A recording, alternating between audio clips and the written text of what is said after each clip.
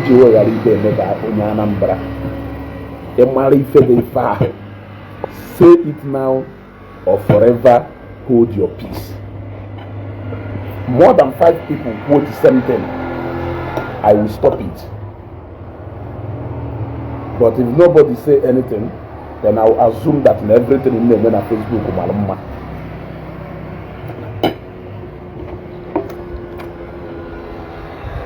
Onye Mazamba, you are the best. We love you. Nedaro. They want to shut you up. Right on, brother. Be responsible, James. But again, let me give them the opportunity to even tell me if they make a richer. You other go. Can if they you have the, I mean, you are the best. Your wisdom is great. Hey, Jeremy, DRPCCIA, welcome with the love emoji. Hey. So I will assume that even the men don't like it. Isn't there agree? Kerizim Patari Jagoi, Kerizim Pataro Jeme from Kambata broadcast or do Kifle Quinsu. There is no Jiao, if on a live broadcast or do Kifle Quinsu. One Nepia Boko, we there your back, okay?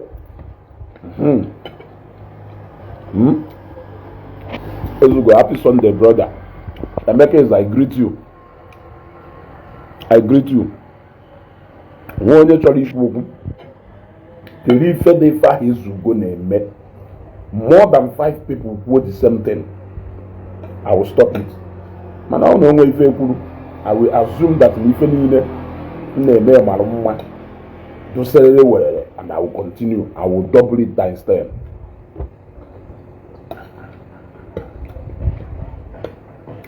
So I'm waiting. Say it now or forever hold your peace. Now, I'm gonna fruit therapy. I'm gonna fruit therapy. According to my wife, is we call it. I'm wasn't going. I don't know for a live broadcast. They didn't really. I'm gonna fruit therapy for 2 weeks. I will be drinking water, taking fruits.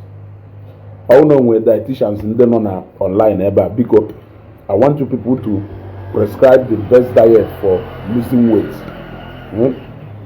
Actually, I'm going to prescribe on the best diet for losing weight. I want to lose weight because I can anything. I will assume that everybody love what I am doing.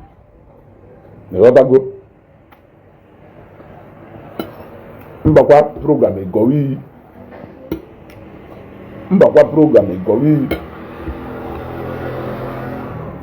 Say it now or forever. I'm going to phone mepe your up now. No we commenting about mahom. What's name and no kata. Ya fuzi comment. Other go no kata. Ya hey na so me pick phone more. So can if the far is gonna be like you. The floor is open now. Say it now or forever remain silent. Like I said, Oblona more than 5 people with the same thing. I will stop that because of who phone you put her another more mother one talk one. I will 5 for you when man or a concern, then I will stop it. If also for you will actually me before, I will stop it immediately. How long will a dietitian not here? Happy Sunday, Ezugo Global TV. Happy Sunday to one name.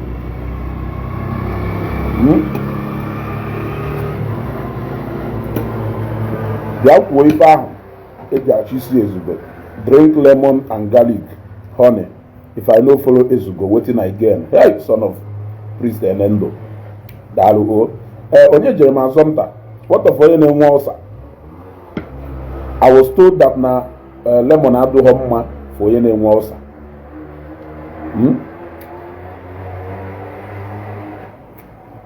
I was told that no onye name Walsa. I suppose they either lemon. You are always wiping your face and mouth when talking. Stop it. Okay. Can you stop talking about those our brothers that turn to women on Facebook? Sharon Ogechi Saga Global TV. Can you stop talking about those our brothers that turned to women on Facebook? Okay.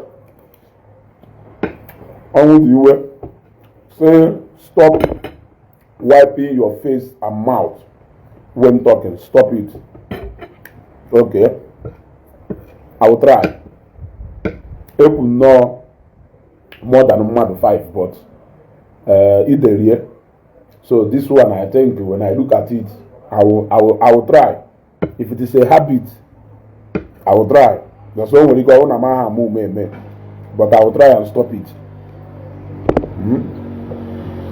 Then Sharon Ashon Kamalo, no more people. Yeah, exercise is the best for you. I want to move time ijena agbam also na treadmill more ijena eme sit up na gym. Or either you make any form of such exercise at home. I won't be asking that. I just want to control my weight through diet because that is what I know I can manage to do.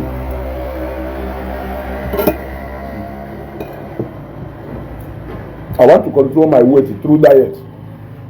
That is what I know I can do. This can go on a water therapy, or I will go on a mission of Igbo women.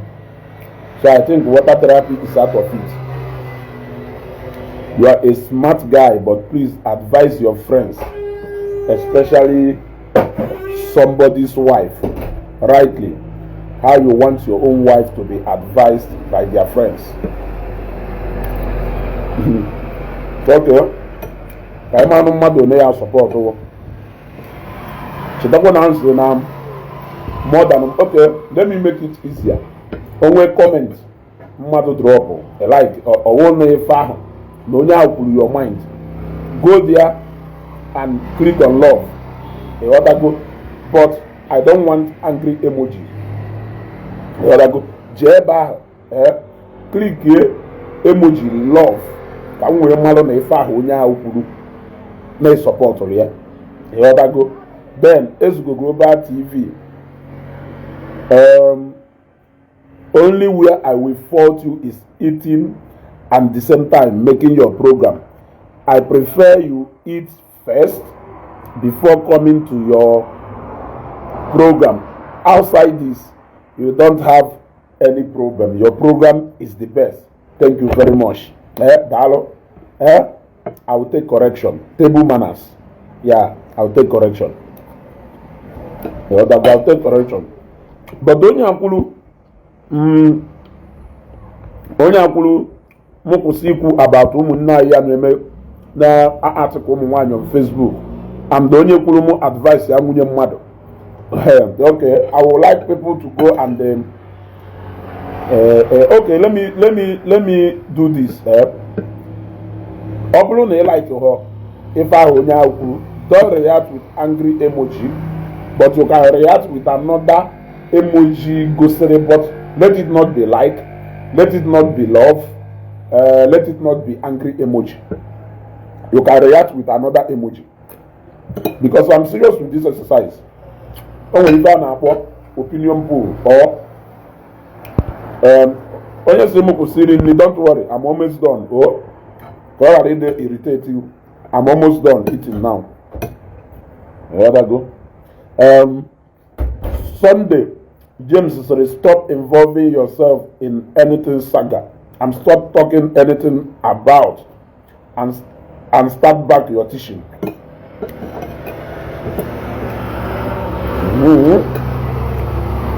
This is opinion poll. Where I go? Sometimes you know ime ife a na-akpọ opinion pool ka ịmagodu opinion of majority people about you.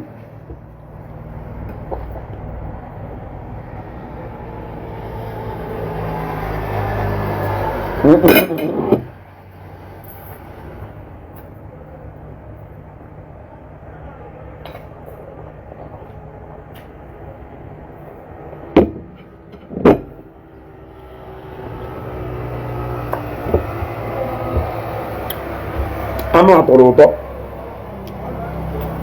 Achọrọ m ime nse na Facebook man get the most of it. That is why I need to work na nkọ. But when you raise the concern ili I have taken note. Onye kwuru na m na wipe my face. I have taken note of that. My first make get is myself into saga.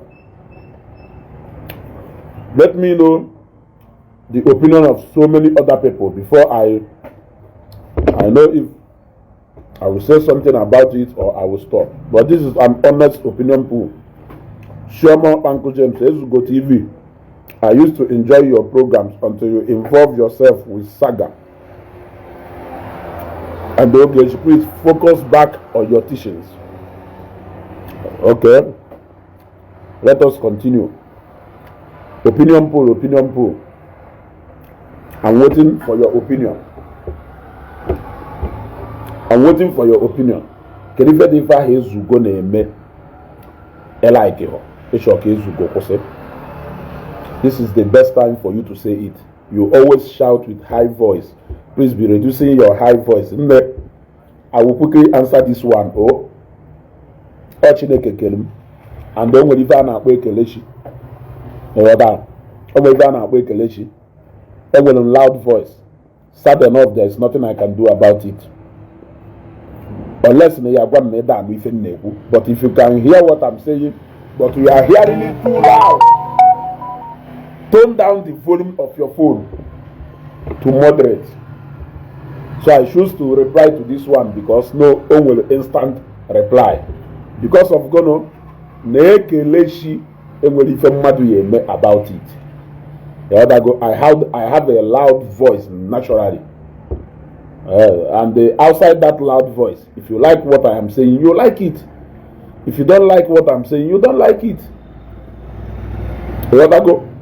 So this one, there is nothing I can do about it. Because let's say get that. Na ne likely if I'm Ogechi. And when Nasi Ogechi will win. Ogechi will win. Ogechi will princess. You will like it and disregard that voice. But Ogechi as an like Ogechi. I don't know if this is the right example, but let me use it so that you can understand. Nasi godu. Ne like Ogechi. The other go. Or let's say ni hate Ogechi because people go makande like it. Mwebia we wulu. Obelonu we neku. Ogechi is a queen. Ogechi is a queen. Ogechi is a queen. You will come after me with that ntamu. Na atamu. What I go? You will come after me with that ntamu. Na atamu. So let us understand the fact that ndosha meshali ifeni the meye that na volume. Your device will volume. You can tone it down if my voice is loud. Except otherwise, you don't like the content of what I am saying. If I'm not na more, I come and I'm a mutene. I'm a nama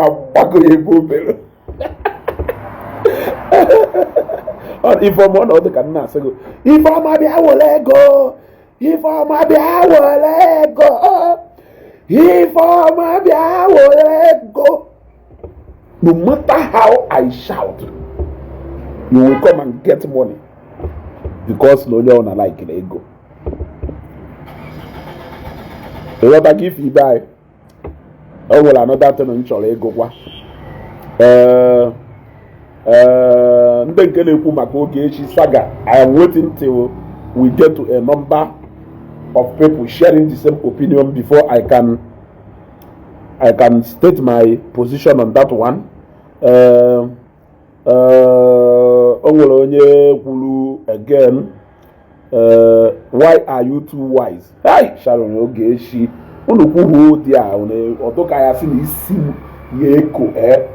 Expand ya na oya abazi eba obosi o ni isi mgbawala ọkwụ no ka m ejide go ọchị na-enye go. It is God.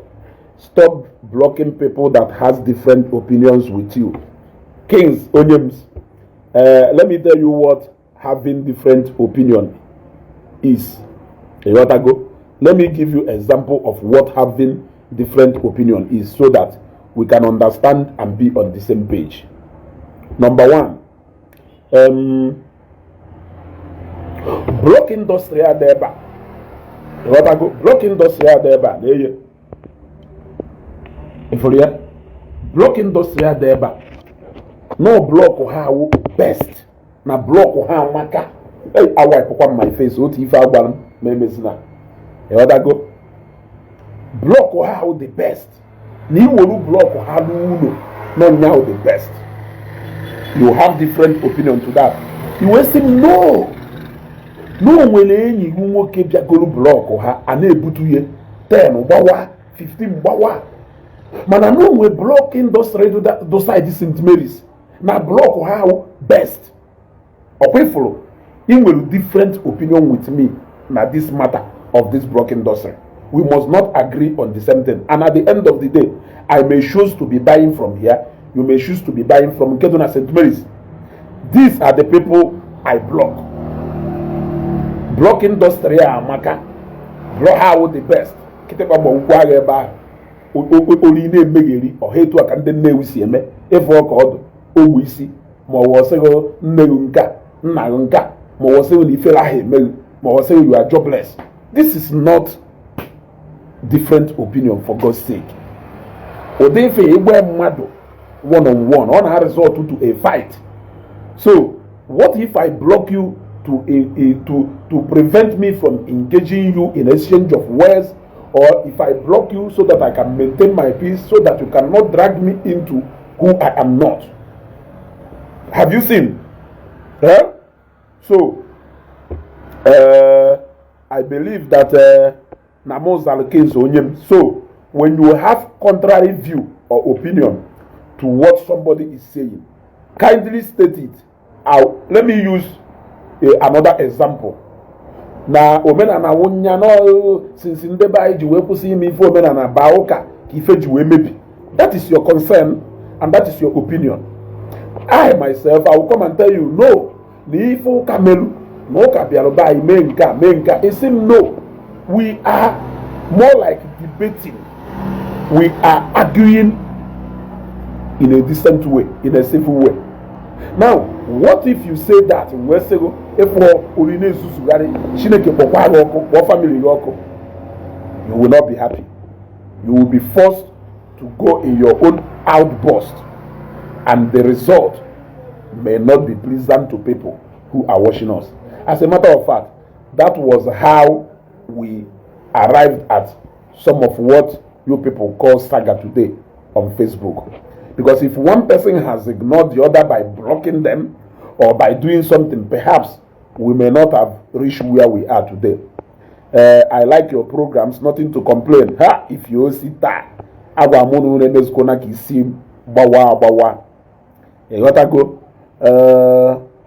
we that are in America are missing homemade food. Please, you need to stop eating on camera because you are provoking me. Sarah Marie Samaka, I've already taken note of that. I've already taken note of that. Somebody because I share the same opinion with you people. No, na Zambia FIFA go now, knowing that I cannot easily reach out to that food tomorrow or next. So I share your view and I will stop eating while on a broadcast or Facebook. Son of peace and Amaka Luke Kenele, focus on your teaching. Please stop doing saga. This is from Ijenwa Eze. We are counting. My man, keep it up. Sonto Okonkwo, I greet you, brother. Hey, Kerifo Goba Ide, if all no go by Deluketa, Mago Yofuma. If all no go Deluketa, Mago Yofuma. Ezugo, good evening. As far as I'm concerned, you are not doing saga. You are just voicing your opinion. Ekulu if all na go by Ekulu na Mago Yofuma. I can make you with a mic where go yet. You gotta go. Somebody look at Onyeje Mazonta, son of priest here, and so many other of my fans. Oh no, we Mike, make their opinion. I think I will do that. You gotta go. Continue your good work. Sharon Ogechi said another thing. Let's go global. You are a true brother that one can trust full time. If you stand with someone, you can go with your obala to show your love to them. Thank you very much, Sharon. Thank you very much. That is what brotherhood is. The other go, and that is what friends are. Son of Priest Enendo Sekwalo. I love everything you are doing, my brother. Son of Priest Enendo, thank you very much. The movie industry, Ezugo, Global TV, Wisdom Man. I drop my cap. If you don't show empathy sometimes, you call empathy emotional blackmail. If you don't show empathy sometimes, you call empathy emotional blackmail. Ifeoma Morin, I want you to throw more light to this. Give me a direction of where you are going, because I may interpret what you are saying in different ways. So I want you to explain better so that I will know. If you cannot satisfy Validia, you cannot satisfy everyone. However, I commend you on standing by the truth and not being biased in your judgment. Most importantly, you have a good heart. So keep it up. Validia, thank you very much. So far so good.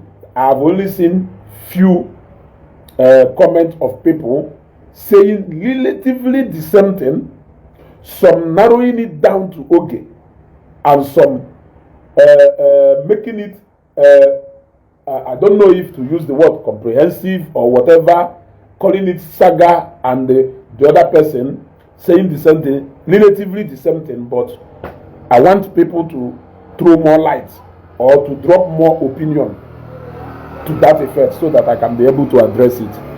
If it is true that the woman crying about her Indomie actually had her minor children record the video, then they should be investigated by Anambra Women and Children Affairs Department for abuse women. The movie industry, what we are preaching is for people to turn a new leaf and start doing better. And I believe everything that has played out is enough to teach her that she can live a decent life. You cannot live a dirty lifestyle, and you will. There is really nothing legal and illegality. Let me put it that way, because all no na Zambia, all no na Zambia. Monye selese, ya no na police custody. Onye selu yesef, ya no na police custody. Because only such a send the alum mad. Only such a send the alum mad, depending on the circumstances. Whether he make onya or ban a proper. But whether na turonye this is rienga or with justice, the answer is no. The damage has been done. Let us assume that nature the onye is the damage has still been done. So for you to protect your image, protect your integrity, and protect and show people how decent you are, I think abstinence is the best. Don't even do it at all, because prevention is better than cure. So we are all doing all this to make the person to start thinking right. My prayer is that she will sleep and wake up one day to realize that everything she has done is messy. Yeah. That may be the time we may call the person reason the thing. We'll say, okay, look. But what if we are having different views that it was this same person sending the same thing to so many people? So how can you actually hold one person accountable? But you hold onye go na enwele okwu na ụka. So we can go to that level because what we are doing is for our sister to start living right. It's for her to start living right. Then let us go to the next one. I love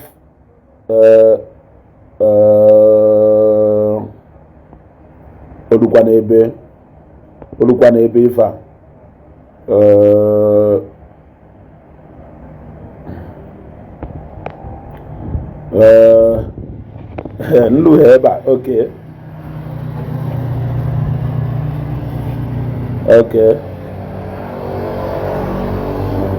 Okay.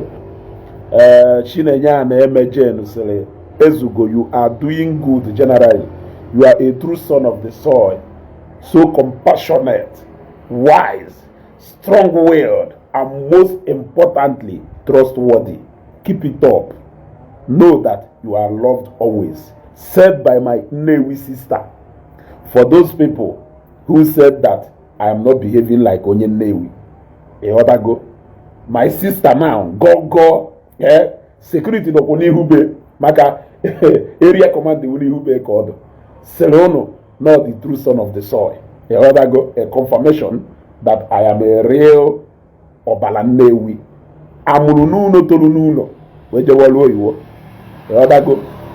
If you don't show empathy sometimes, you term it as emotional blackmail while voicing your opinions concerning people's issue and pains. If I think now I have an idea, let me not pretend, of what you are saying. My sister, let me still maintain on this one that if you choose to be emotional in everything, wash ya all these mothers they train out of emotion. If you train your kids with so much emotion and sentiment, there is 90% possibility why training a child? You must have to zero down your emotion and use your brain. Think right. I hope you understand my context when I say use your brain. That does not mean that the person has no brain. That is the only time you will know what that child truly needs and not what they want. Because if you begin to do everything they want, they will end up being spoiled. But if you zero down your emotion, I'm a mother, 9 months in theater.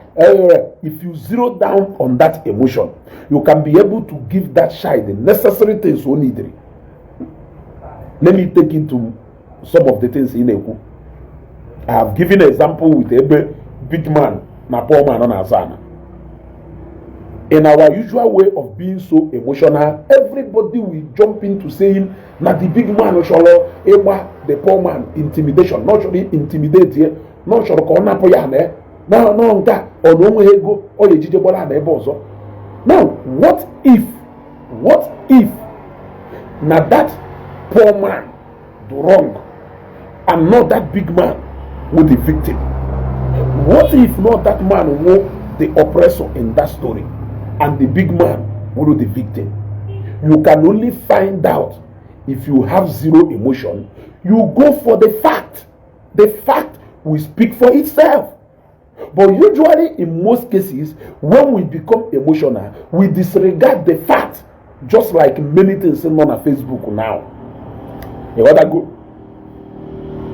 If you look at it for the fact, how possessed, you may tone down on the rate you pass on judgment or the way you hate some people. You may be forced if you look at the fact. So when people cry the loudest, that does not mean that they are innocent.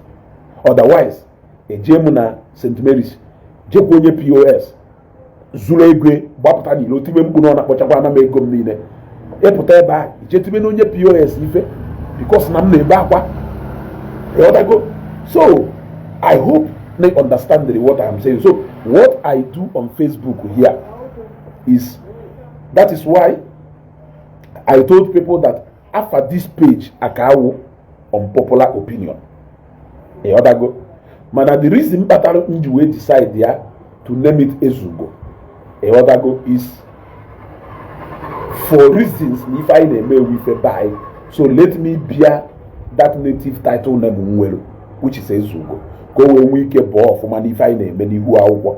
Otherwise, after this page I can unpopular opinion, because this is the most unpopular opinion you can find anywhere. You may not be happy with it, it may not settle down with you, but most of it, because I can't be right always, but most of it, at least the greatest percentage of it, if you look at it for the fact of it, you will understand where we are going. So my sister, I will tell you, anywhere original emotion where judge your case, the victim end up being the oppressor, and the oppressor ends up being the victim. You are a peaceful man. Thank you very much. You are a peaceful man. Hey, thank you very much. No dear. No dear. My greetings from here. Stop supporting someone that did wrong. Let her apologize for peace. Okay, another person. I will address it. Oge has no right to show author as long as she didn't get approval to publicize it. In USA, what Oge did is revenge a popcorn, and she knows it's a crime in USA. Mark Ona, since you are not addressing me direct, like you were not actually addressing me direct, but in a generally on what is happening on Facebook, I will tell you one thing. There is no way in USA, Mark Ona, I want you to quickly answer this question. In USA, is it advisable under the law of USA for Mado is a author photo and share it to people? When you share it to more than 5 people, what is it? Answer that question before we go to Oge. Rather go. Malaki Ugochukwu is so active in a program Melo Bosia. Remove yourself from Ogechi Saga because you are a good person. People love you. Okay, for recognizing the fact that people love me, or by noting the fact that people love me, thank you very much. But what I don't know is why you may want me to associate myself with every other saga, but remove myself from Ogechi Saga.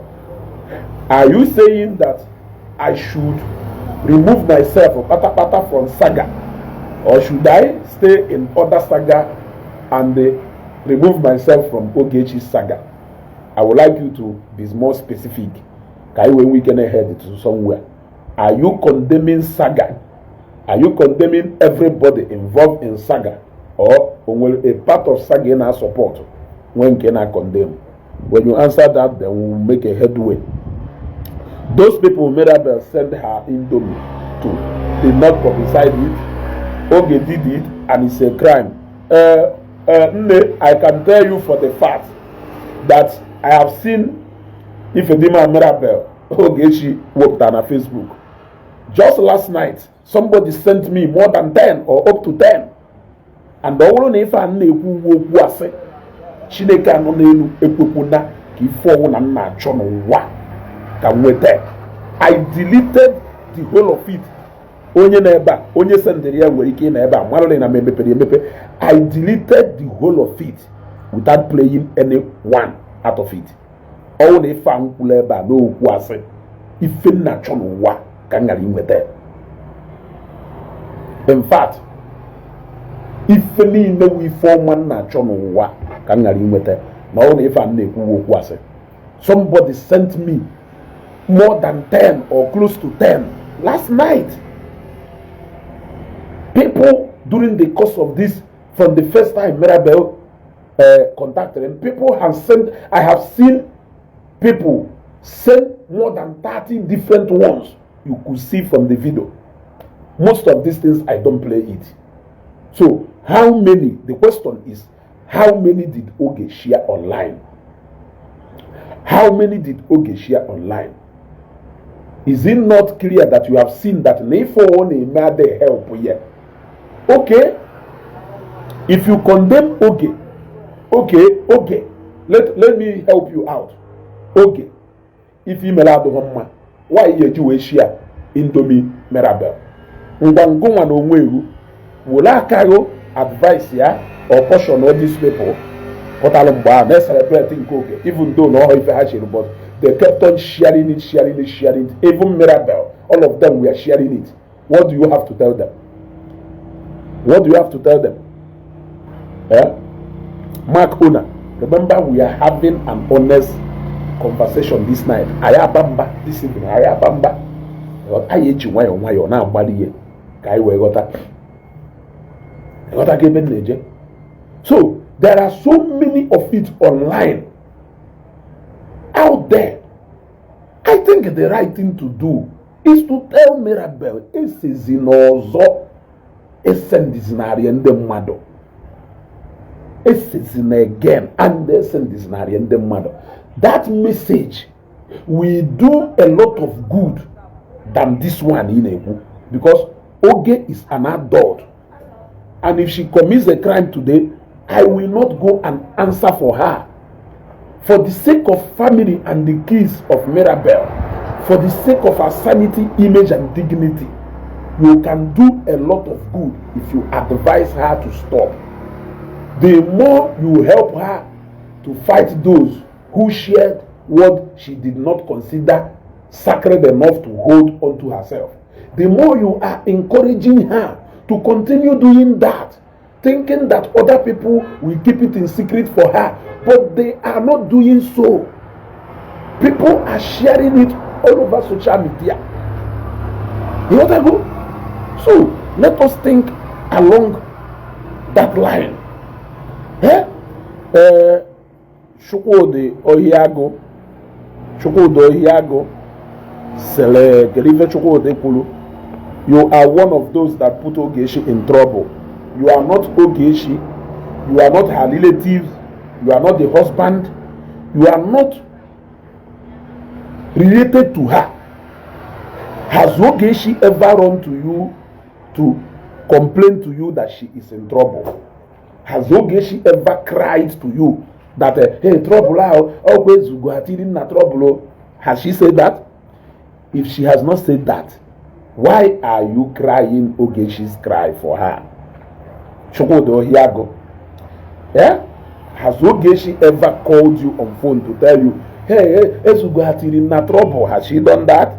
If she has not done that, why are you complaining on behalf of Ogechi? Did I answer you correctly? I guess yes. Because if you are not a lover of Ogechi, you don't like Ogechi, you are not her family member, you are not anywhere related to her, why are you pointing, accusing fingers at those she is not pointing? If Ogechi is pointing at people, it is clear on Facebook those people she is pointing hands at. And as somebody who cares for her well-being, I think you should show concern with the people she is pointing at. Why are you pointing hands at those people she's embracing? Why are you pointing, accusing fingers at those people she's comfortable with? Why are you pointing, accusing fingers at those people who belong? I think I've answered you. Even though no he no can throw no who can pull. Shadow Ogechi go again to say, let's go Global TV. I hope you are paying your wife for being your camera woman. Sometimes because it's a sin not to pay her your worker. My wife is one of the best. What I go, we pay each other in different ways, and we appreciate our different mode and means of payment. She's not complaining, and I'm not complaining. And until she complains, I'll see what to do about that. For now, I can tell you that she's happy. Stop reducing your woto.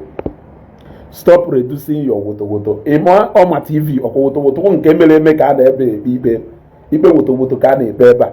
Ka I wan kenel ife woto a jenye nsogbu. Owo na I wan ife woto a na enye nsogbu. Aya mare na ya gbanu fonu nye ncha ka ya ejeze show hospital we je man to ene nungwo. E what go. So, Mary Jane, she's almost Ezugo. Happy Sunday.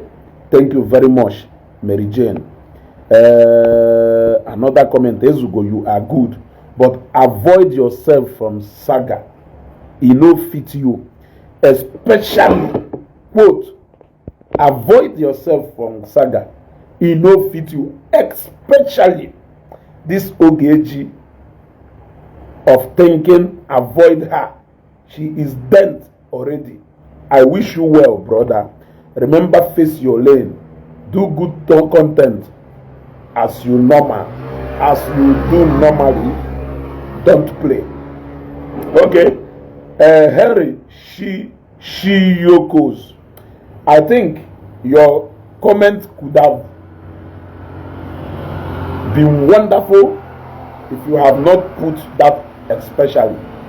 But adding that especially shows the direction of your interest. You know what I go? Like, if you have said it normally, avoid Saga. I think your message could have been more wonderful.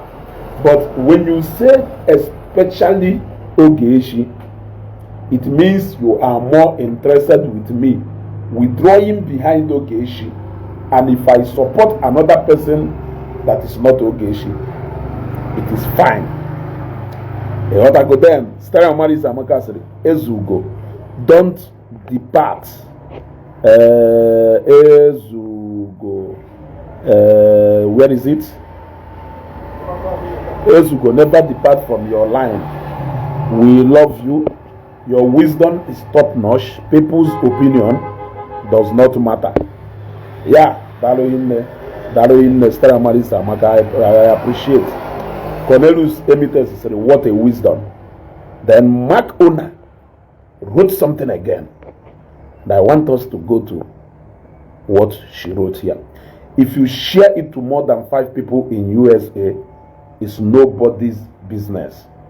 Anyone who publicly share it, especially in a dispute, is a crime. It is considered revenge.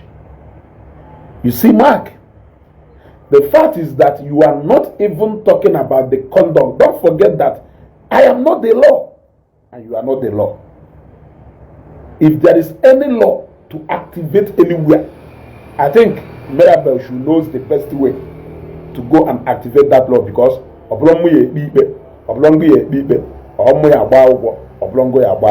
so since we know that when necessary bodies are capable of handling this, what is left between Monao is just to talk about the moral in all these things. The moral in all these things is, would you rather, first of all, go after somebody who released Indomie first before cautioning your daughter for making even her Indomie to go outside?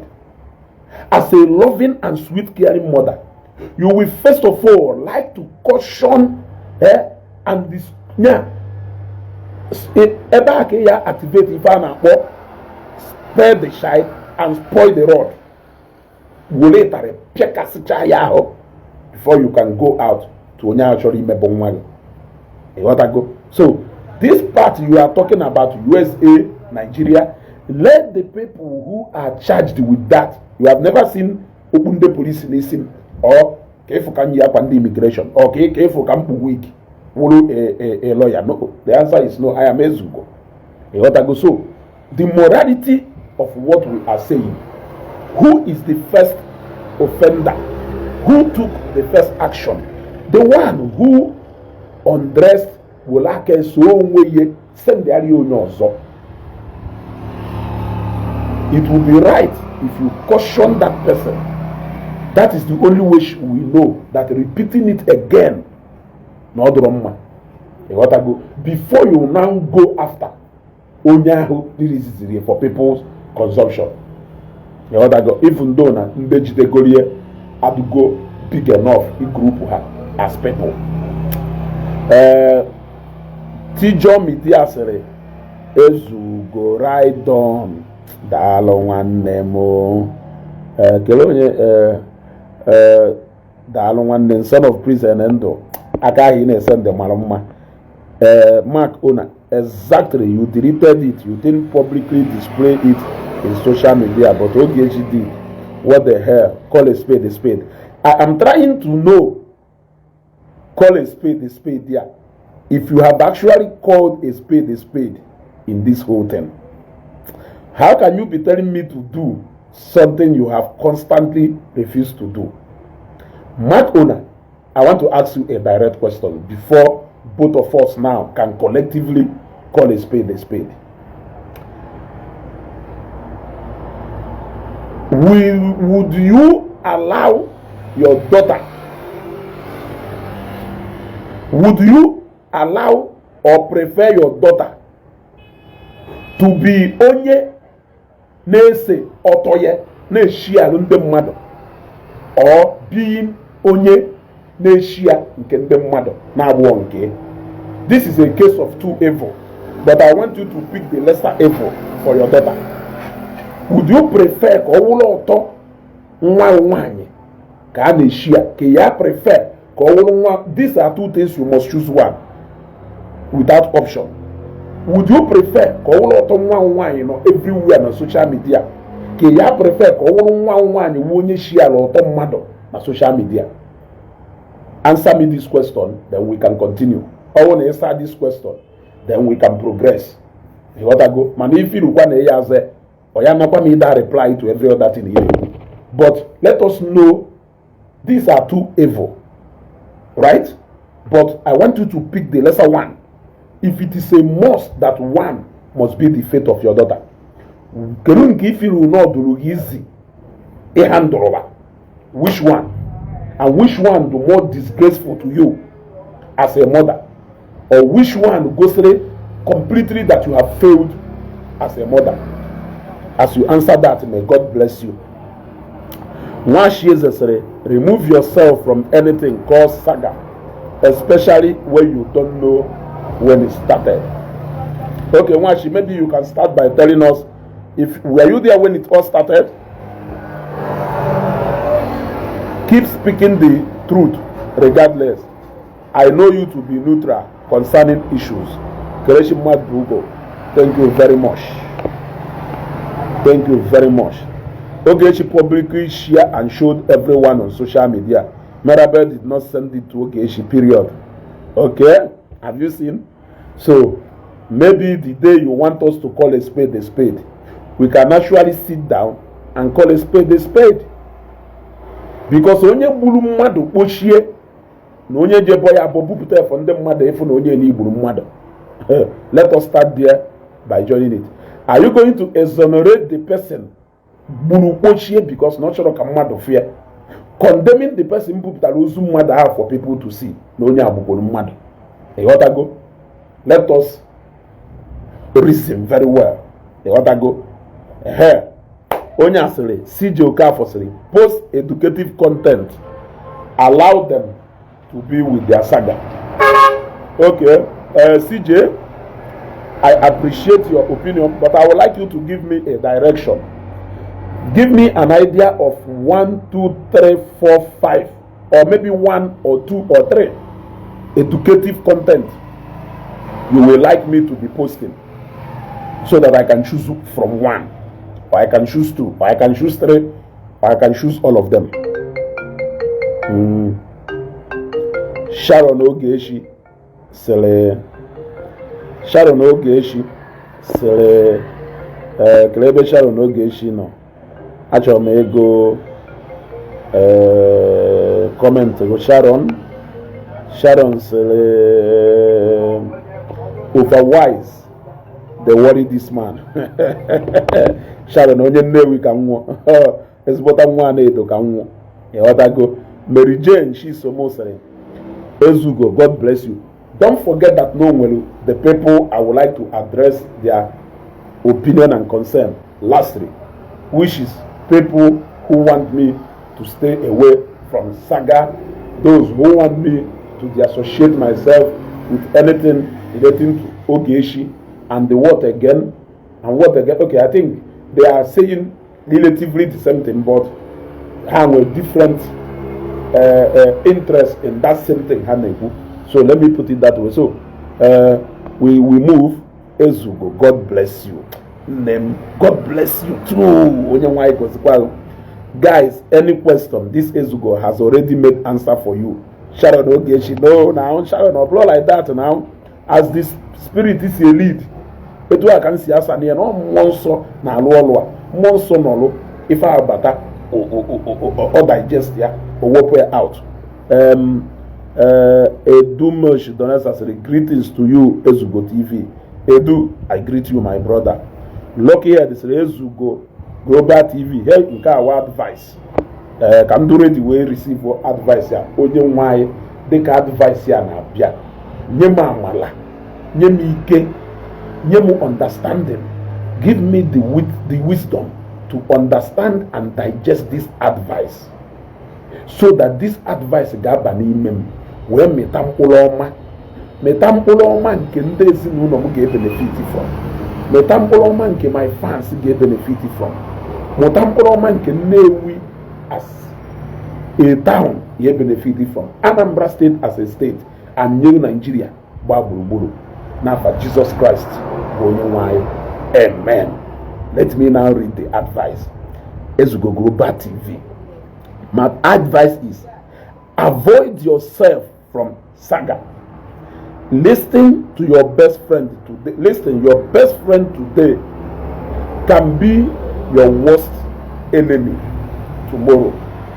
No permanent friends in this life and no permanent enemy. Remember that those you are defending are your brothers and sisters, and they might be of help to you tomorrow. Okay, since avoid yourself from Saga has been a public opinion, one or two people has heard that opinion, let me focus on the other part of your message, as I will be addressing that part lastly now this interaction. Your best friend today can be your worst enemy tomorrow. I'm not arguing. No permanent friends in life and no permanent enemy. Agreed. Remember that those you are defending are your brothers and sisters, and they might be of help to you tomorrow. I am sure you don't understand that last part, or maybe you did not, or maybe you typed different things, different from what you wanted to say. But let me focus on your worst enemy could be your best friend, or there's no permanent enemy. When we talk about no permanent enemy and no permanent friends, it even goes beyond friendship to family. Because come tomorrow, nevertheless, we can't stop being brothers, and we can't stop being our brother's keeper.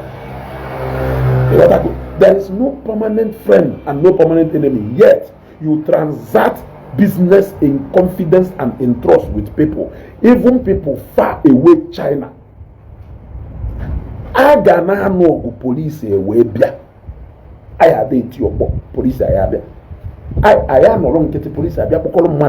So Kaine may do the best we can. Are we all going to go to bed and sleep simply because there is no permanent friend and there is no permanent enemy? Nam Zabano ye oh Zion Imo. So I think on that one, we have to be friends, we have to be colleagues, we have to be associates, we have to be there for each other until that situation that we present itself for us to turn enemy arise. If both of us fail to handle it very well, we may go separate ways until such a time. There are also worst friends that later turn to best of friends. That is one example people don't like giving. You want to go? Never say never in this life. Because if you buzo when you can measure belazo, when you can measure beluzo. Let us go to those key nation.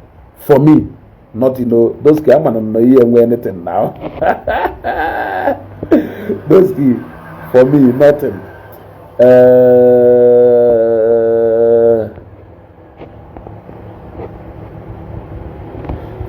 Mega scissors rezugo.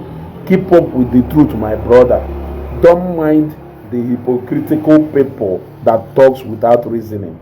Mark Ona, the Confronting again. Mirabel has learned her lesson, and she was actively reprimanded for sharing her Indomie. Mirabel has learned her lesson because she is still currently facing the consequences of her actions. However, it's not Ogechi's business sharing women's author out of dispute. She will pay daily. She will surely pay, and it is certain. Now, Mark Ona, I think this is the right time for me to ask you a question, because you have been asking me a questions all this while, and I'm on one or two questions, but let me ask you this question specifically. Are you Mirabel? If you are Mirabel, I want you to say yes or no. The reason is because the first line of this, your write-up, touched me. And I will love it if it is coming from Mirabel herself. You said Mirabel has learned her lesson, and she was actively reprimanded for sharing her Indomie. Mirabel has learned her lesson because she is still currently facing the consequences of her action, which is mpolomono ufodo na akpoye. Don't forget that not until deriwa mama onyenuse and anene ebepu hisi debe na na mo ha face ye ike ha neriri gba ha egbe na ndị mmadụ kpụ ha n'ọnụ.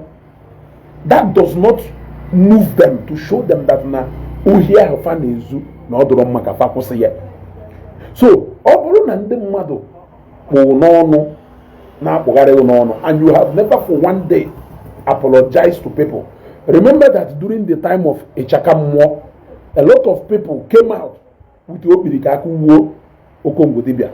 The moment Okongudibia showed remorse, apologized, how many times do you hear people reminding him of that Ichakammo again? It is just people like us who sometimes remind him so that he will know that not a product of mercy. So, if you are Mirabel, I will love this particular comment he dropped. But if you are not Mirabel, I don't think you are anywhere to speak for her. She is everywhere reacting and fighting everybody without even showing remorse. If I am her, maybe different content, maybe family content, bring my children together. There was a time when I myself was enjoying it. That family content could have wiped out her ugly past. But her constant being all over there shows that she's constantly trying to protect what is bad. Always some mistakes on a here. Consequences and may take knowing that. Have you ever heard people say, I take responsibility for my action? Anybody saying using such word on you shows that they have examined their actions, whether it favors them or not. They are taking the full responsibility of what comes out of their actions. If you don't forgive such people, it means you are wicked. You want to go? So the question on Joro here is, are you Mirabel? And I don't know why is this not Alisa Kine Yuzu as your DP. If this is Alisa, then I don't know why you should be using Alisa's DP, especially when she has not authorized you to use that.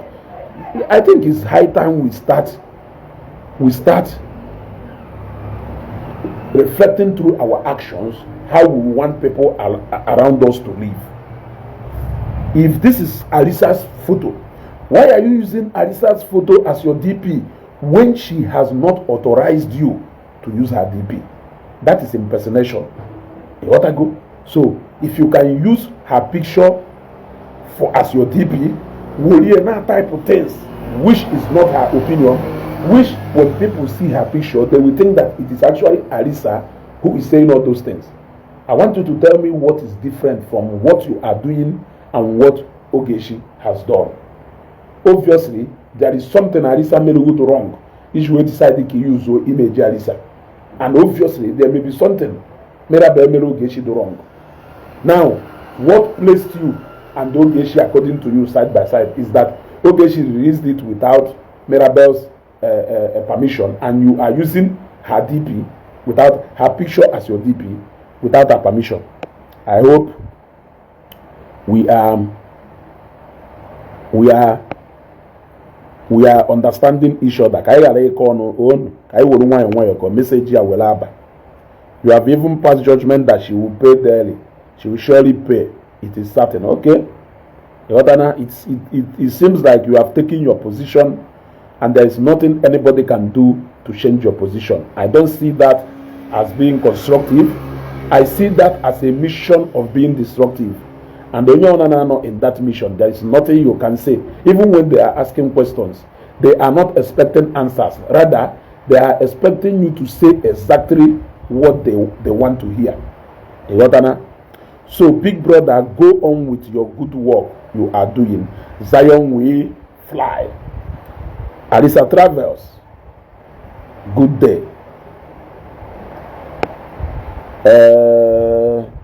Emana ndị na-use face Ogechi and face Arisa na Facebook these days ka nkọ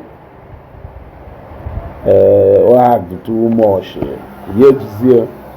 Eji ozi ndala ndị mechanic mara one ndala. Let us continue.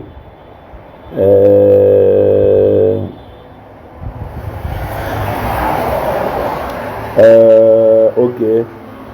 Mega Scissors and Mirabel shared her Indomie through WhatsApp, which is a social media that is prone to go viral. Why is she crying now? Mega Scissors, I think I've been asking the same question, and I honestly want somebody to answer that question. I honestly want somebody to answer that question. Did she send it to Ogechi? How did Ogechi get it? That should be more question. How did Ogechi get hold of it? If she did not share it to her, how did Ogechi wait there then? That is a question. Sharon Ogechi says, let's go Global TV. I beg, how much is 2 plates of ECU and 4 bottles of Hero in the nail? Because you deserve it now. Nedo send the national Nyabiko, especially with the 2 weather. Actually, me for said on send the aga. Ego no only send those who have watching. Stop snobbing and ignoring. Osira Simeon. I found a message. Maybe send the Garikwazi again. I will not snub you. Stop supporting Ogechi that you have just met few months ago. Okay, stop supporting Ogechi. I agree at the last things I address. But you just met few months ago. I'm going for one just 1 month ago. No, and 10 years later, they have been living happily. It is not how long, but how well, my brother. So you may be serious by saying, I just met her few months ago. There is a relationship that has lasted 3 months, but although memorable more than it lasted 50 years. No doubt. Except if you will say, I am lying. Except if you will say, I am lying. It doesn't matter when I met Ogechi. What matters is how far my relationship has played out with her. Don't you know that today Ogechi Okeke Saga and J-Pack and Governor Ezioku and me and Shehu can make peace and become best friends tomorrow, and by then they will use you to settle. So treat this case with wisdom. Never inherit anyone's enemy, because there is a room for settlement tomorrow. Okay, Lucky Head, I want you to tell me your honest opinion about this case. Before I respond to this, I want you to tell me your honest opinion about this case, or rather, tell me your stand about this case. Let us start it from there. Mega Caesar, is it your own? Stop supporting Ogechi, that okay, also there, it is not. Is it your support? Can't you allow him to support his support? Okay, let us continue. Stanley Amechi Srem, Ezugo, I have a question. God, please prepare me in your wisdom and understanding to be able to comprehend this question, to be able to digest and vomit the answer to this question. It will be devoid of hate, it will be devoid of taking side, and it will be generally accepted by people here. Touch the heart of this person asking me these questions, so that anything I say here is going to be acceptable unto him, is going to be considerate unto him, in the mighty name of Jesus. Amen. She shares that question. No matter how much you people are trying to protect Ogechi, she have caused more pain in the life of people for the past 5 years. Is this a question? This is not a question. And I have prayed. And the moment in go saying clearly that this is not a question. You have only laid down your submission. You have not asked me any question. Because if you, it's your opinion, it is your submission, it is not a question. If you put a question mark here, it cannot go. So my brother, if you want to ask me a question, ask me a question. You want to go? Emeka is a ewu. Emeka is a dalo. Oh? Jena afya ki je golum. If you na anda na afya kita. Emeka is. Jena no bi je jo he go na na ele ewu. If you ewu na anda na afya. Iwe ma na mo galala ono na nke ikpeazụ a. Iche na ewu ka wewu nya. Ewu no si n'ezi enu. You want to go? Abani aburo fe ka ono. We are going to calmly respond to you without any offense. Ewu very expensive. Icho jonde jeme ego wine.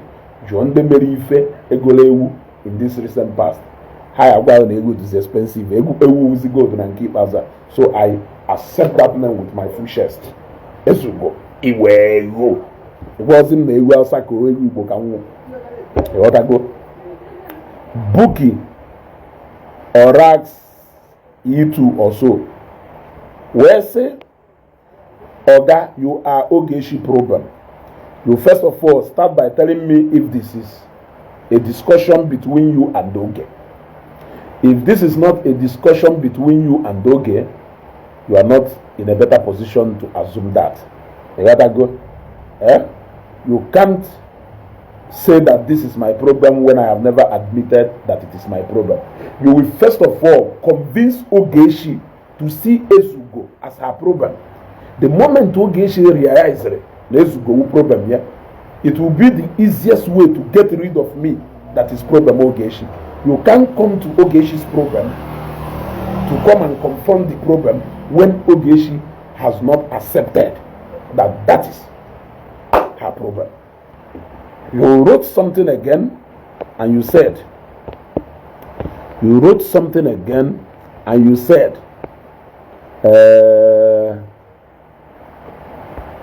what if he delay again? Another thing he did. You are not telling her the truth. Okay, I know that I am not telling her the truth, but allow Oge to. She's an adult. Police eji achọ ya ebe niile ejide ongo ka ya ejide ongo ka ya ekpe ihe jeri nga allow her akari ihe to my brother ya da no, but allow her. I'm not Mirabel, however I'm a woman.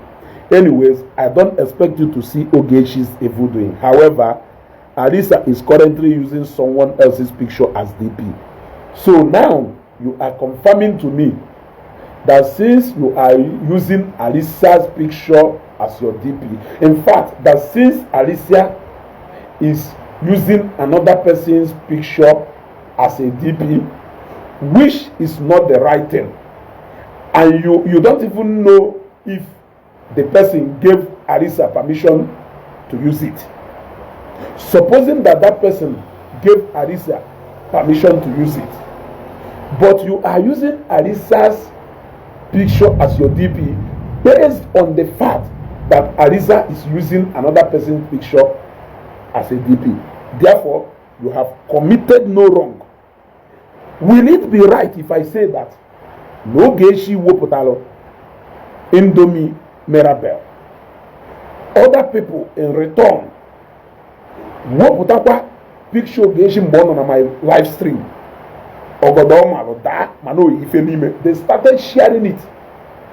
Are you going to agree with me that if you are right because Alisa has done what you have done, that Ogechi is right because those people accusing her has done exactly what she did? Answer this question. Answer this question. So, email Makana Alisa, that makes it right. That makes it right. Even Mirabel, so we share Bahane share. Senever what Ogechi. Mirabel shared it. Since all of them are guilty of the same offense, let them go and advise themselves. However, you have answered the first question I asked you, which is you are not Mirabel, and we will accept, since we are here for honest conversation, which is question and answer. I accept that you are not Mirabel. So far, so good. You have no wrong in my eyes. Remain focused. That is Omar's diary. It means a lot. It means a lot. Let us keep going.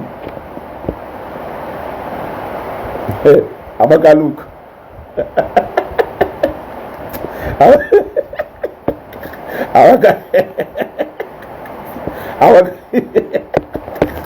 Amaka, look. Okay, Mega Caesar, you just responded to the question also. Stanley Amechi say, Ezugo, please focus on your business and forget about Ogechi. If not, she will tarnish your image. Okay, Stanley Amechi, I have agreed to focus on my business. Nna, ana mele week. Can you come and buy? Ana mele week. Let's assume that I have decided to focus on my business and forget about Ogechi. Can I send you the samples of wig I have? I will love it if you can gladly buy from your brother. Let us assume that I have decided to focus on my business, which Ogechi made her business by buying a wig to the tune of 500,000. My business call, yet she chose to make it her business. So, that same business you are advising me to focus on, just because it is noble and that is what you will love me to do, can you now make that business your business by buying from me even a wig of 10,000? It will motivate me a lot. Sharon Ogechi, your account leader. Amanda Shi, I love everything. Dala Amanda Shi. Dalo. Abakaluk. Abakaluk,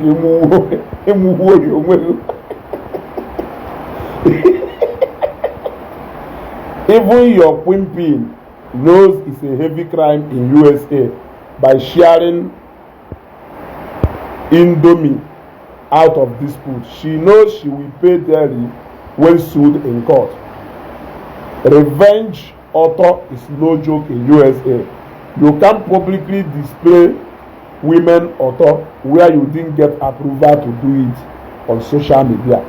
Since Mirabel is not in USA, can we gladly forget about this USA offense stuff?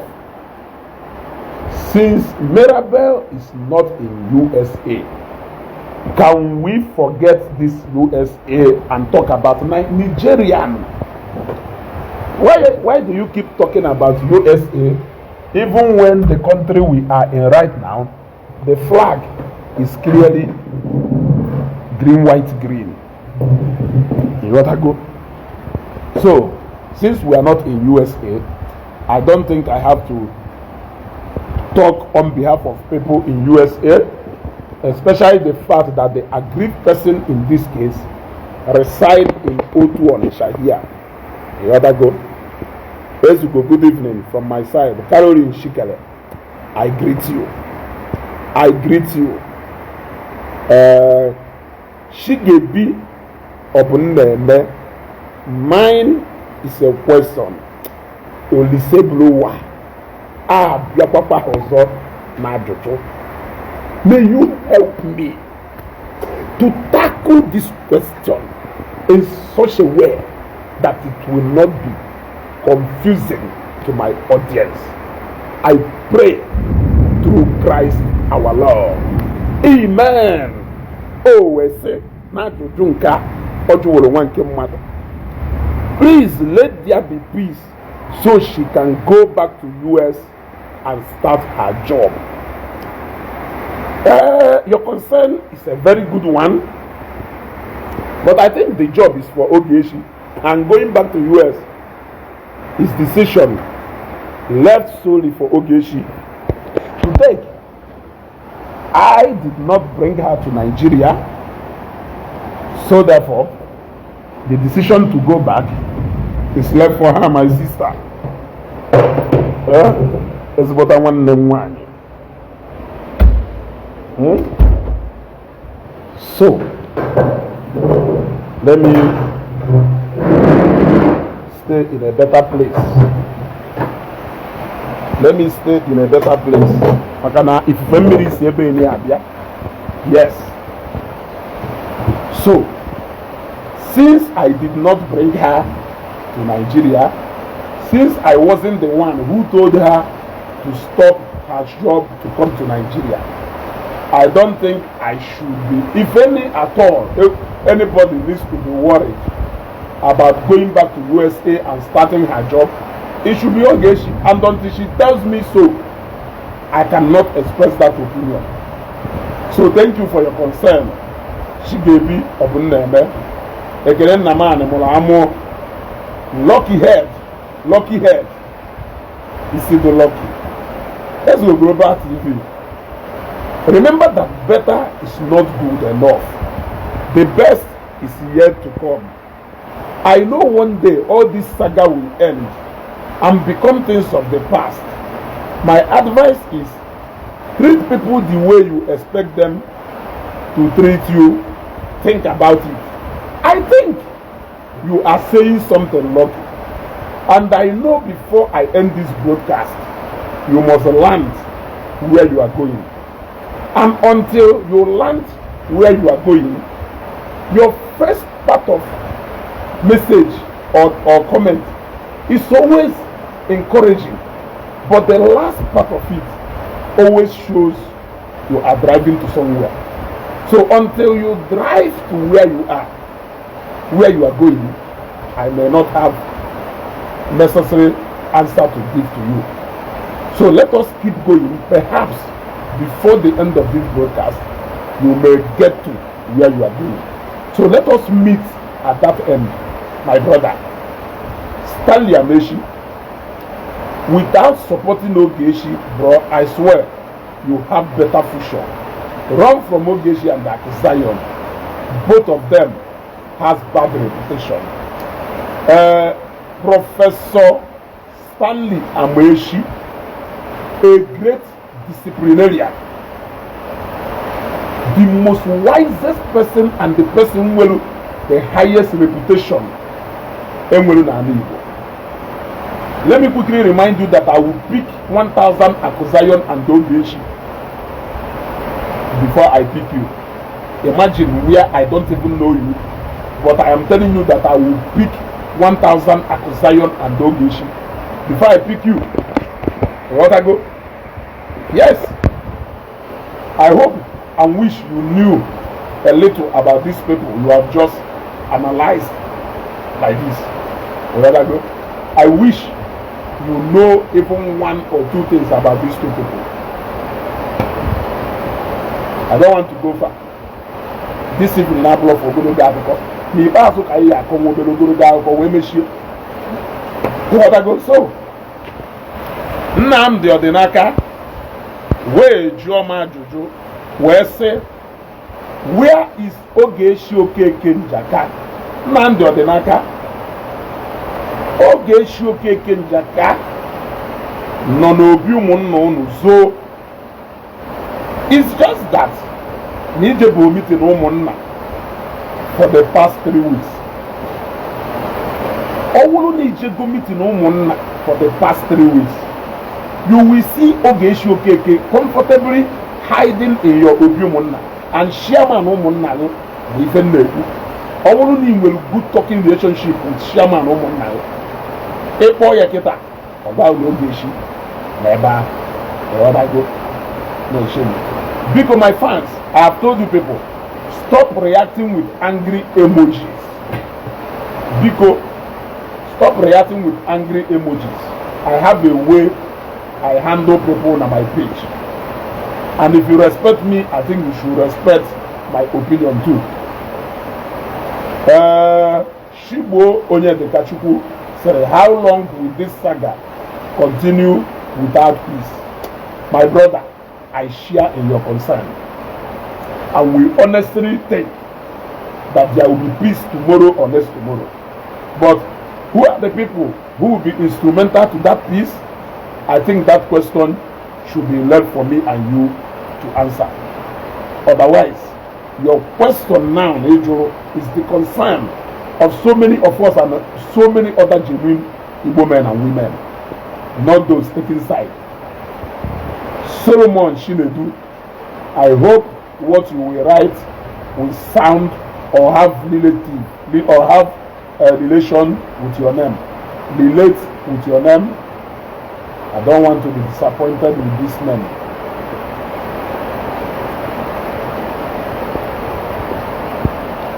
Solomon. Lucky here that my brother dropping quotes back to back. Remember that I am waiting for you. I'm waiting for you to land where you are going so that we can meet at that end. Solomon Chinedu says, Ezugo Global TV, stop going with Ogechi that doesn't have respect to anyone. Solomon, stop going with Ogechi is part of what we are going to use to analyze this live stream. But that doesn't have respect to anyone. I want you to show me all the people she's having problem with. Madoneni may have respect. Until you show me that person, I think what they always get from her is what they deserve. Because that is the language they understand. You know that go? Okay, thanks for answering my question. Bookie Orat, thank you very much. You are the Stanley Amechi but again. Everyone that came for Xmas have gone back. What is holding Ogechi in Nigeria till now? Don't she have work in America? You are coming out small.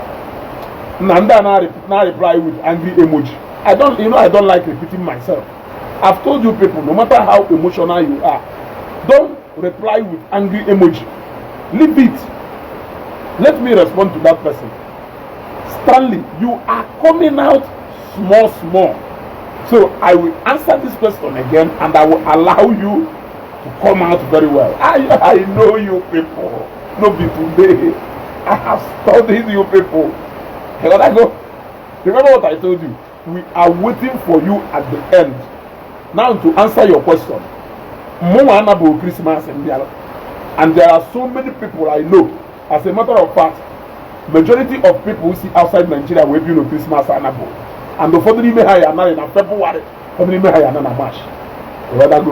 Because Monabo, every man Nabo, ever no keta, and we about more than 100 people are not. You got to go. So why are you chasing her back? Why are you chasing her back? Eh? Okay, let us continue. We are waiting for you. You will still come out. I assure you that. Only because this is a game I have already mastered. Then let us go to another question.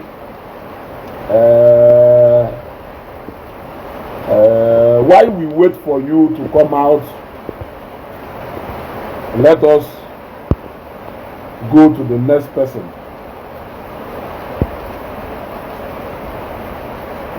Let us go Shannon say Manuel Ezugo, my brother. So we are not crowning someone with blocking today. Yesterday night was fun.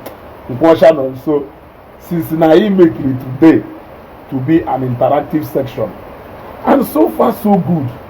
The people we have been interacting with has been conducting themselves in a good way and in a good manner.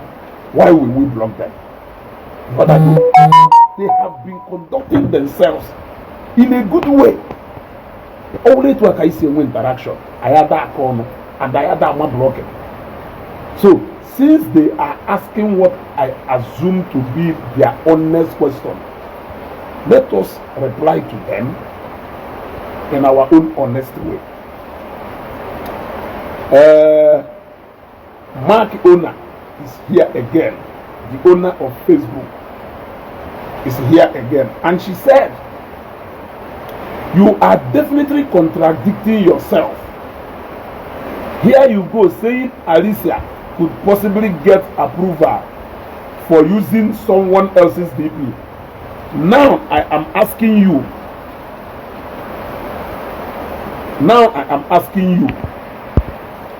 Did Mirabel give Ogechi approval for sharing her author on Facebook?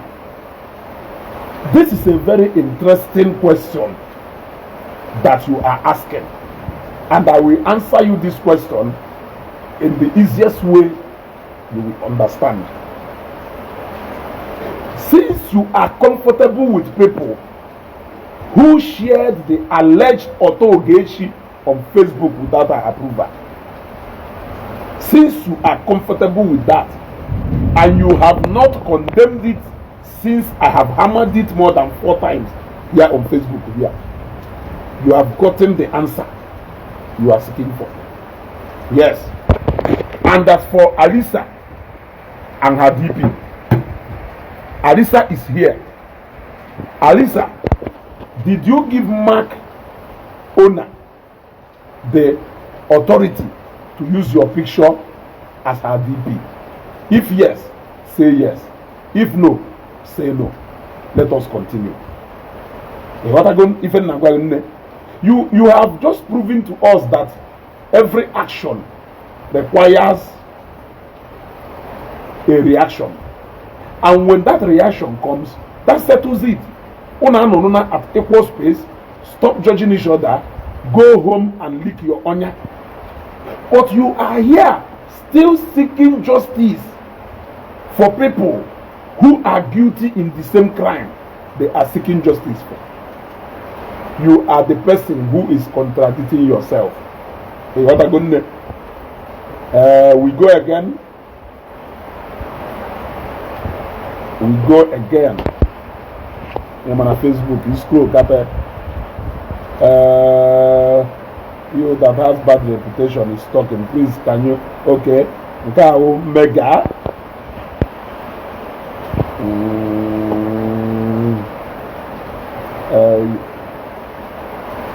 That is your own problem, but you are looking at Oge. Are you is okay? All they want is everyone to be against Oge. Okay, Amaka, look. Let us keep going down. Amaka, look. I'm waiting. I'm going to miss Bamu.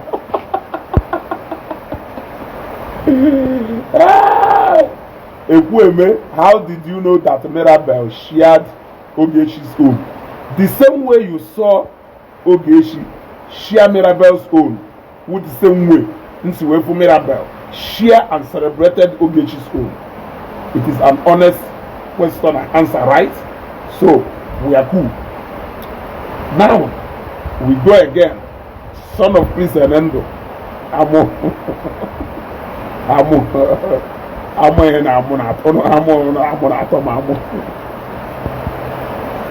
Mega Cisse. Okay, let them ask Nkechi Benko what American police told her when she reported Ogechi that she shared her auto in America. Nkechi came back with shame. I think her in America, they should tell us. Oma's diary.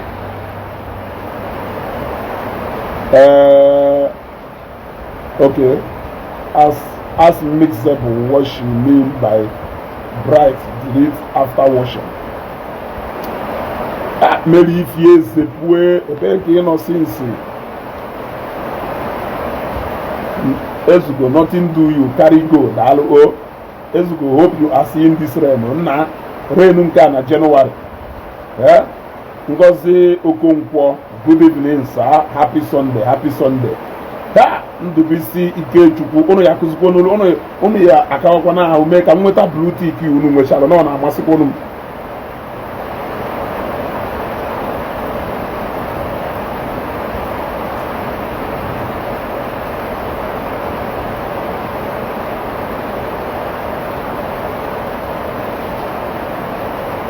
Ndubisi Ikechukwu Patrick sịrị.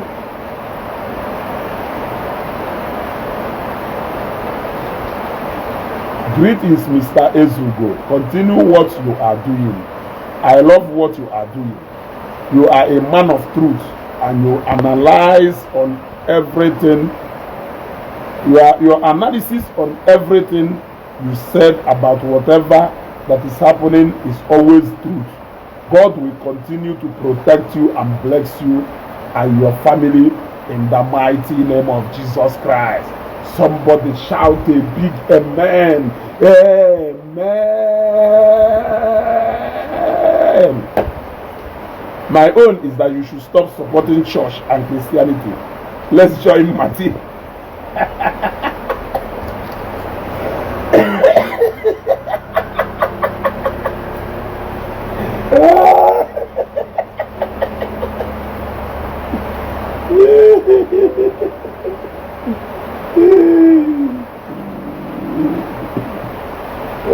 Chineke mekwara mmadụ ebele. Wilfred Ngonwa of all people. Lọtagodi na nlọ mmasị na asị. Mark the owner of platform I know there is here again. Still saying something. And she said I will be addressing her as a she because Ariso Tirinihu, he says she. Someone that doesn't respect her husband. Oh, okay. Are you Ugochukwu? Are you Ugochukwu? Do you live with Oge? And have you seen? This is the reason why you people cannot claim that you are seeking justice. You have left the issue of Mirabel and you have jumped into Ogechi's private matrimonial affair. Have you seen? Now you have reached out to her husband. The moment she reached back to your husband, you will come to Facebook to cry because Nankeye ya do more heavy than Nkiche. Unfortunately, she doesn't even have time to cry. Yes. So she always have a way of remodeling that territory and throwing it back at you in a more packaged way. So did Dr. Gochukwu call you to complain to you that Ogechi ain't more respect for her? Have you lived with both of them before? If you have not, have you seen where you people always start mixing it from? You are also now guilty of the same thing. Eh? Her husband will be cooking while she is sagaring. Eh? Are you her husband? I have a friend. I have a friend of mine who loves cleaning.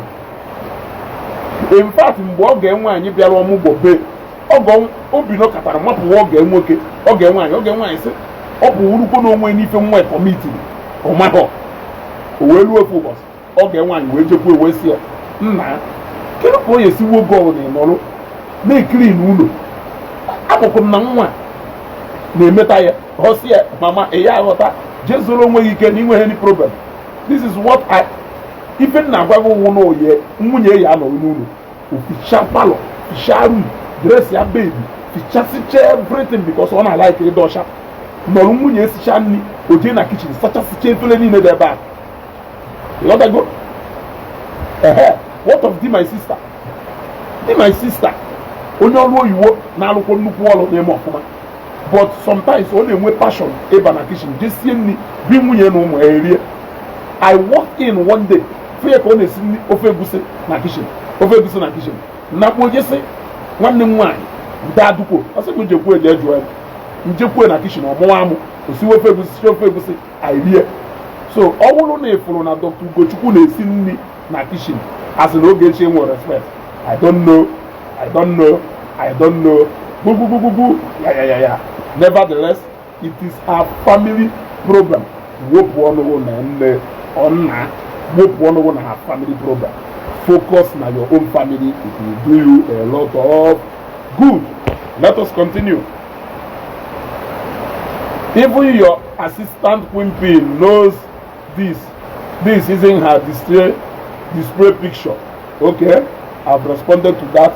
I don't need to respond to that again. Shibo onye Dekachuku, bro, to be truthful, Ogechi is a scammer.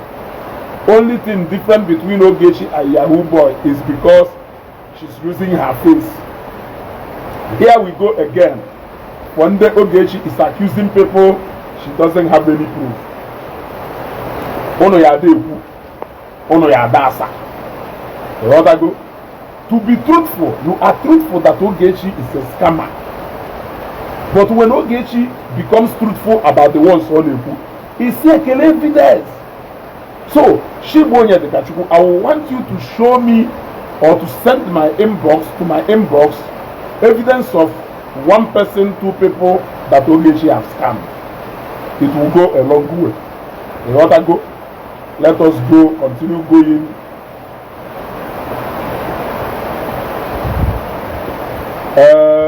Okay, that's it. Na mmiri abịakwa n'ebe a nọ. Ezigbo Global TV, we dey your back. Carry go. William Okolie, thank you very much. Ekwueme, Ogechi gave permission to share her own. The video is there. Ogechi gave permission to share her own.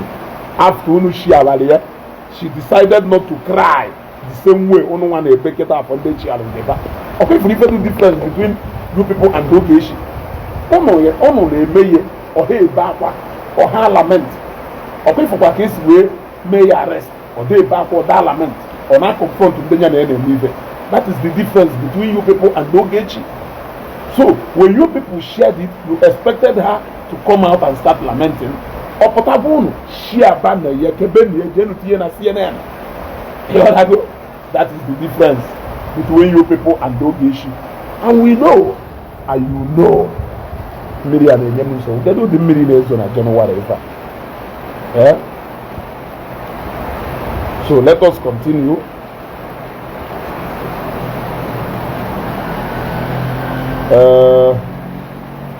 I don't like how you are insulting someone's parents. If someone insulted, then you insult the person direct. Take away these parents out.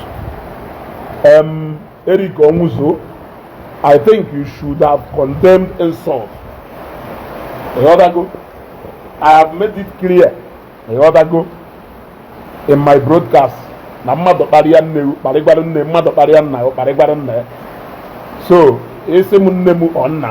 I won't be upset, but I would rather say, let us stop insulting each other. I would rather say, let us stop insulting each other. But I don't know how you are honestly going to support us insulting each other, but in way preference of people we should insult. Let your message be against insult and not against who is being insulted. Thank you, Eric. We friend Franklin said, let's go. Donald Trump invited Pastor Kumuyi to his coming swearing in tomorrow. Is God not wonderful?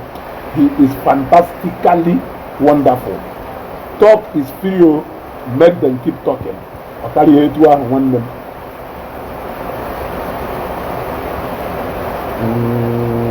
The rain is much. You are doing a great job, Ezugo Global TV. God bless you. Okay, I think I will stop it here. Then let us go back now to other Efa in the Madukugasiri wishes. To those people who say Ezugo should stop Saga, I think I will be brief. To those people who have an opinion that Ezugo should stop getting yourself involved in Saga, I think it will be better for us. Okay. Hey, on the back, if you feel me, okay, let me see it here. I think it will be better for us to define Saga first.